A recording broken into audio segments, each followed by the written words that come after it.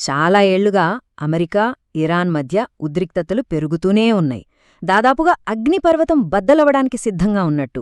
పరిస్థితి చాలా ప్రమాదకరంగా మారింది. కాని ఫిబ్రవరి 2026లో ప్రపంచమంతా ఊపిరి బిగబట్టి చూస్తుండగా తెరవెనుక ఎవ్వరూ ఊహించనిది ఒకటి జరుగుతోంది. అసలు ఈ ఘర్షణ వెనుక ఉన్న అసలు కదేంటి? ఇప్పుడు తెలుసుకుందాం. ఇక్కడే అసలు మిస్టరీ మొదలవుతుంది. ఒక్కసారి ఆలోచించండి. ఈ రెండు దేశాలు యుద్ధమంచునున్నాయి. మరి అలాంటప్పుడు రహస్యంగా ఎందుకు కలుసుకోవాలి? పైకి అన్ని బెదిరింపులు చేసుకుంటూ లోపల వాళ్ళని చర్చల బల్ల దగ్గరికి తీసుకొచ్చిన అసలు కారణమేంటి? ఆ కారణాలేంటో ఇప్పుడు చూద్దాం. సరే, కథ ఒమాన్లోని మస్కట్లో మొదలవుతుంది.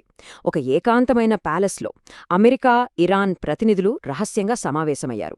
వాళ్లు పైకి చెప్పే మాటల వెనక దాగి ఉన్న అసలు లక్ష్యాలేంటో అర్థం చేసుకోవాలంటే ముందుగా ఈ ఆటలో ఉన్న ప్రతి ఒక్కరి మనసులో ఏముందో చూడాలి.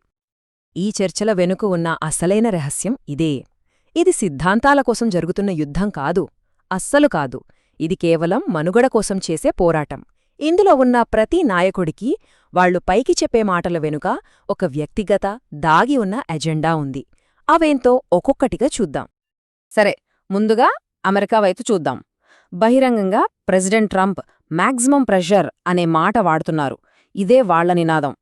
కాని తెర వెనుక ఆయనకు మరో అంతులేని యుద్ధంలో చిక్కుకోవడం అసలిష్టం లేదు.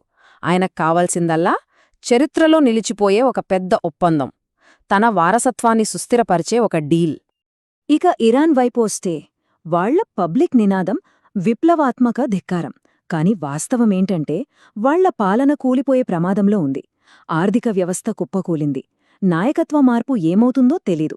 ఇప్పుడు వాళ్లకు విప్లవం కన్నా మనుగడ ముఖ్యం. ఎలాగైనా సరే తమ అధికారాన్ని కాపాడుకోవడమే వాళ్ల ఏకైక లక్ష్యం. చూశారుగా, ఈ ఆటలో ప్రతి ఒక్కరికి వాళ్ళ సొంత లెక్కలున్నాయి. ఇది కేవలం దేశాల మధ్య యుద్ధం కాదు, వ్యక్తిగత లక్ష్యాల మధ్య పోరాటం కూడా. ఒకవైపు ట్రంప్ వారసత్వం, మరోవైపు ఖమేనీ మనుగడ, ఇంకోవైపు కుష్నర్, ఎంబీఎస్ వాళ్ళ ఆర్థిక భవిష్యత్తు. ఇవన్నీ ఒకదాంతో ఒకటి ముడిపడి ఉన్నాయి. కాని ఇక్కడే ఒక ట్విస్ట్ ఉంది. ఇజ్రాయెల్ ప్రధాని నెతన్యాహు ఈ ఒప్పందాన్ని అడ్డుకోవడానికి సిద్ధంగా ఉన్నారు. ఇది ఈ మొత్తం సమీకరణాన్ని మరింత క్లిష్టంగా మార్చేస్తుంది.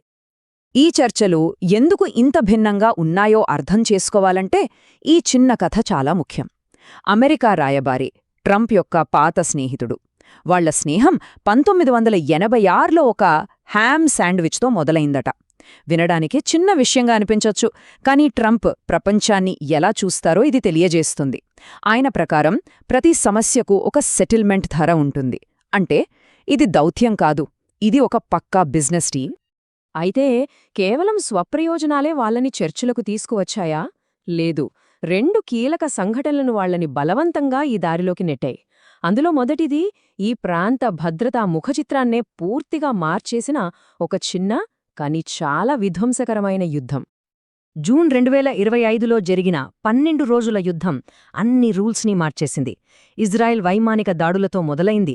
ఆ తర్వాత అమెరికా కూడా రంగంలోకి దిగి ఇరాన్ అణు కేంద్రాలపై దాడులు చేసింది. కాని అసలైన షాక్ ఆ తర్వాతొచ్చింది. దానికి ప్రతిగా ఇరాన్ ఏకంగా 500కు పైగా బ్యాలిస్టిక్స్ క్షిపణులతో ఖతార్లోని అమెరికా వైమానిక స్థావరంపై దాడి చేసింది. ఆ ఒక్క దెబ్బతో దశాబ్దాలుగా ఉన్న అమెరికా రక్షణ కవచం అనే నమ్మకం బద్దలైపోయింది. ఆ క్షణం నుంచి ఆ ప్రాంతంలో ఏదీ మునుపటిలా లేదు. ఈ యుద్ధం ఫలితం చాలా స్పష్టంగా ఉంది.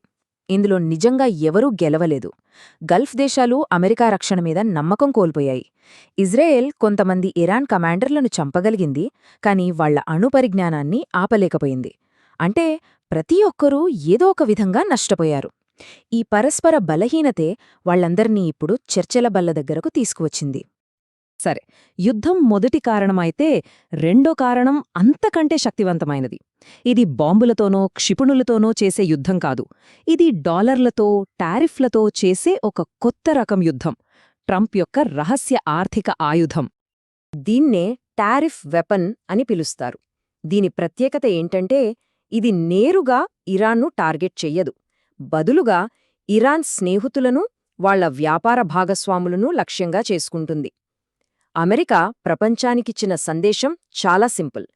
మీరు ఇరాన్తో వ్యాపారం చేస్తే మాతో చెయ్యలేరు. ఇది చాలా తెలివైన, అదే సమయంలో చాలా క్రూరమైన వ్యూహం.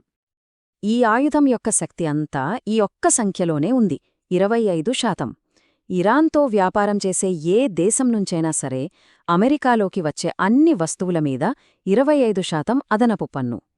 ఒక్కసారి ఆలోచించండి, ప్రపంచంలో ఏ ఆర్థిక వ్యవస్థకైనా ఇది తట్టుకోలేని భారీ దెబ్బ. ఈ వ్యూహం అద్భుతంగా పనిచేసింది. అమెరికా తన దృష్టిని ఇరాన్ యొక్క అతిపెద్ద కస్టమరైన చైనా మీద పెట్టింది. చైనా ముందు 2 ఆప్షన్లున్నాయి: ఇరాన్ చమురు లేదా అమెరికా మార్కెట్. వాళ్లు తమ ఆర్థిక వ్యవస్థను కాపాడుకోవడానికి అమెరికా మార్కెట్నే ఎంచుకున్నారు. అంటే ఒక్కసారిగా ఇరాన్ యొక్క ప్రధాన ఆదాయ వనరు ఆగిపోయింది. ప్రభుత్వాన్ని నడపడానికి డబ్బులేనప్పుడు వేరే దారి ఏముంటుంది? చర్చలకు రావడం తప్ప వాళ్లకు మరో మార్గం లేకుండా పోయింది.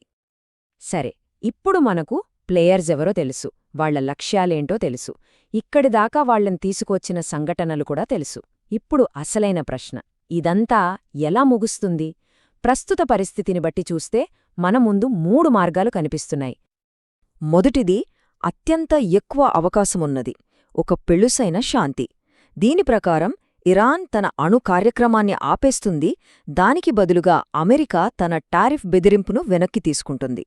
ఇద్దరికీ వాళ్ల కావాల్సిందే దొరుకుతుంది: ఖమేనికి మనుగడ, ట్రంప్కు తన లెగసీ డీల్. కాని ఇది సమస్యకు శాశ్వత పరిష్కారం కాదు, కేవలం ఒక తాత్కాలిక విరామం మాత్రమే. ఇక రెండో అవకాశం, ఒప్పందం పూర్తిగా కుప్పకూలడం. ఒకవేళ అమెరికా ఇరాన్ బ్యాలిస్టిక్ క్షిపణుల ప్రోగ్రాంను కూడా ఒప్పందంలో చేర్చాలని పట్టుబడితే ఇరాన్ అస్సలు ఒప్పుకోదు, చర్చల నుంచి బయటకు వచ్చేస్తుంది. అప్పుడు టారిఫ్ ఆయుధాన్ని పూర్తి స్థాయిలో ప్రయోగిస్తారు. ఇది ఇరాన్ ఆర్థిక వ్యవస్థను నాశనం చేసి యుద్ధానికి దారితీయవచ్చు. ఇక మూడోది బహుశా అన్నింటికన్నా ప్రమాదకరమైనది, ఒక స్పాయిలర్ ఎంట్రీ. ఇజ్రాయెల్ లాంటి దేశం ఈ ఒప్పందం తమకు ప్రమాదకరం అని భావిస్తే ఈ శాంతి ప్రక్రియను నాశనం చేయడానికి ప్రయత్నించవచ్చు. వాళ్లు ఇరాన్పై ఒక పెద్ద దాడి చేసి ప్రతీకార చర్యకు ప్రేరేపించవచ్చు. అది అమెరికాను కూడా యుద్ధంలోకి లాగుతుంది. ఇది మొత్తం మిడిల్ ఈస్ట్ను అగ్నిగుండంగా మార్చే ప్రమాదముంది. చివరికి మనం అర్థం చేసుకోవాల్సిన అసలు నిజం ఇదే: 2 దేశాల్లోనూ పాత సిద్ధాంతాలు చచ్చిపోయాయి. టెహరాన్లో 1979 నాటి విప్లవ స్ఫూర్తి ఇప్పుడు లేదు. అలాగే వాషింగ్టన్లో 2003 నాటి ప్రపంచాన్ని మార్చాలనే ఉత్సాహం కూడా లేదు. వాటి స్థానంలో ఇప్పుడు అలసట, స్వార్థం, ఇంక మనుగడ కోసం పోరాటం మాత్రమే మిగిలాయి. ఇదే నేటి కఠిన వాస్తవికత. కాబట్టి ఒకవేళ ఒప్పందం కుదిరితే ఈ సుదీర్ఘ సంఘర్షణకు ఇదే ముగింపా, లేక ఇది మరో పెద్ద తుఫానుకు ముందు ప్రశాంతత? మనం చూస్తున్నది ఈ కథలోని చివరి అధ్యాయమా, లేక మరింత ప్రమాదకరమైన కొత్త అధ్యాయానికి ఇది ఆరంభమా? సమాధానం కాలమే చెప్పాలి.